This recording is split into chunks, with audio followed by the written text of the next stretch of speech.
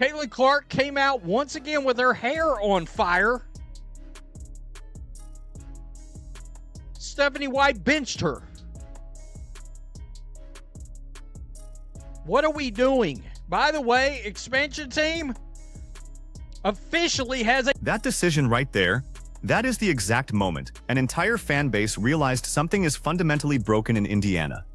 We are talking about a generational talent getting benched during a hot streak against a literal expansion team. So why is the Fever coaching staff actively suppressing their biggest asset? About this game.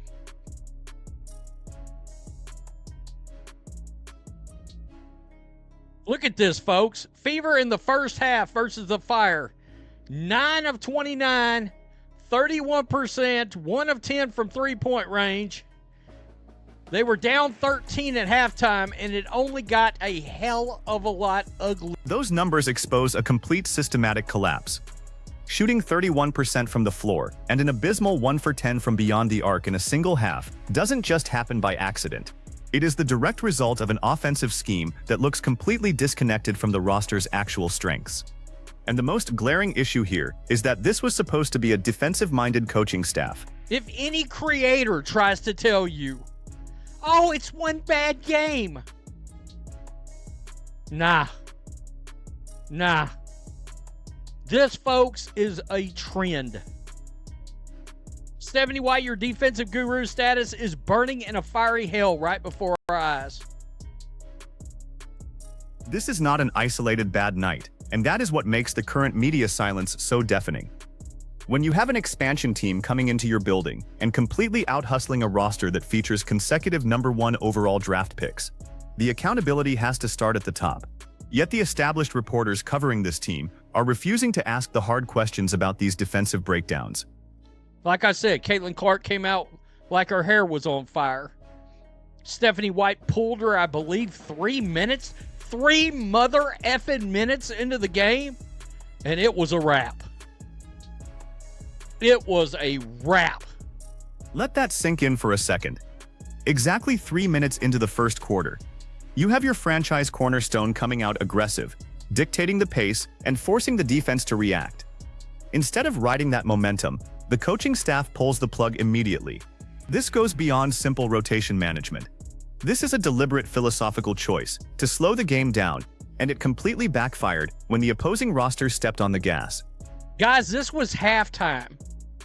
I want you to look at the ratio of likes to comments on the Indiana Fever page. They are getting ratioed to hell. I can only imagine. Oh, wow. It's already started. We'll look at that in the morning. 85 likes to 159 comments. That kind of immediate real-time fan revolt is unprecedented for this franchise. When your comments are completely dwarfing your likes by halftime, 85 to 159, you have entirely lost the narrative. Fans are watching a team that looks entirely unprepared, getting dragged on free, over-the-air television for the whole country to see.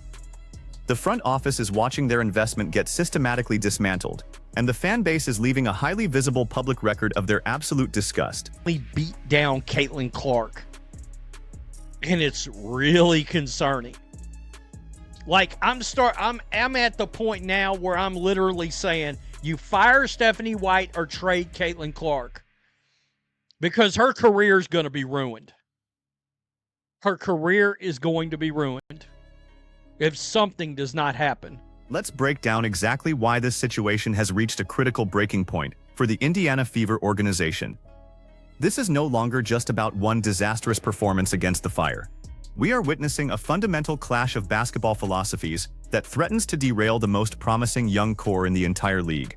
The structural integrity of this team is fracturing right in front of us, and the complete lack of urgency from the coaching staff is the most alarming part of this entire debacle.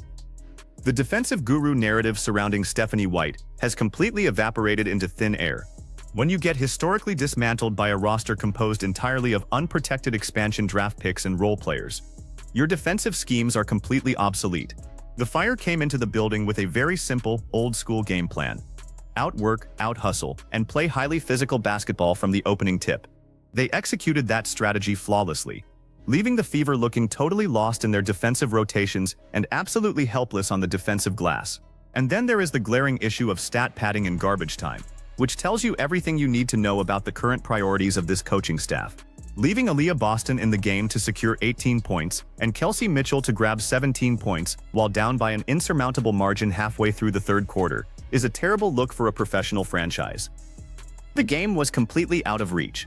Keeping your cornerstone stars on the floor against a team that is actively mocking you is exactly how unnecessary injuries happen, and it does absolutely nothing to fix the systemic structural issues that caused the blowout in the first place. Think about the message this sends to the rest of the league. Opposing coaches now have a definitive, proven blueprint on exactly how to handle Indiana. You don't even need to craft a complex scheme to shut down Caitlin Clark yourself. The Fever coaching staff will literally do the job for you by enforcing rigid, predetermined substitution patterns that completely ignore the actual flow and momentum of the game. They are actively neutralizing their own primary offensive weapon.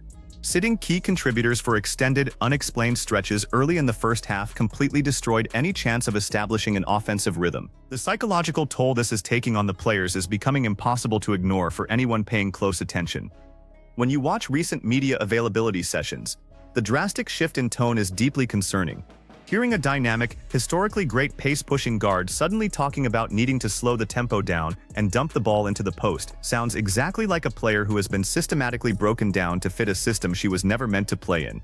The natural joy, spontaneous creativity, and lethal transition game that defined her entire college career are being methodically and actively coached out of her.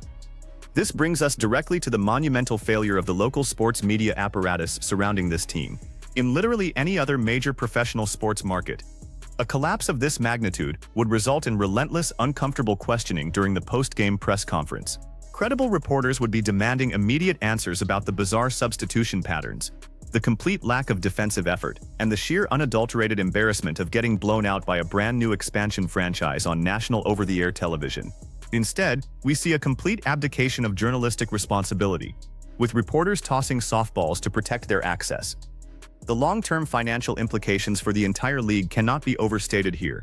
The WNBA is currently relying heavily on this specific Indiana roster to drive national television ratings, sell record-breaking amounts of merchandise, and leverage significantly better broadcast rights deals moving forward.